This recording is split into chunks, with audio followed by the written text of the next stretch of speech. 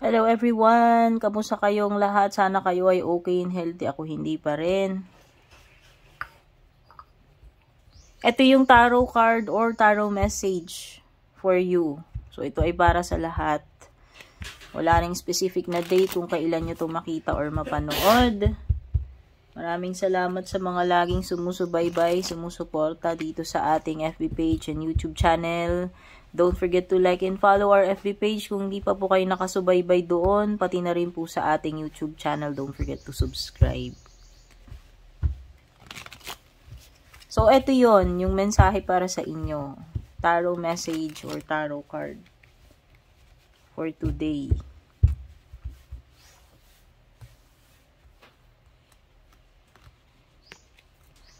Wow! You have the Two of Cups. So, ito ay nangangamoy companionship, partnership, commitment. Romantic man ito or hindi. Pwedeng yung iba, kung hindi nyo pa namimit yung, kung wala pa kayong significant other, jowa or asawa, pwedeng indication ito na meron kang makikilala.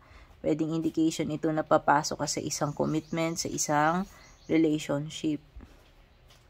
Romantic man ito or hindi, take note, no? Para naman doon sa mga iba na nagkahiwalay kayo, pwedeng ito ay possibility na magkakaroon kayo ng reconnection or ano ba tawag dito?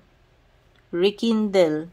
Marirekindle itong partnership ninyo, samahan ninyo, commitment ninyo sa isa. So, this is, pwedeng this is an indication of renewal of your vows.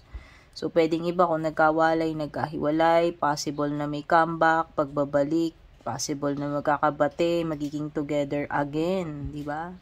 Ano na nga yung sabing kanta? Together again. Parang gano'n. So, ayan, sana itong partnership na ito ay maging fruitful, maging blessed union para sa inyo.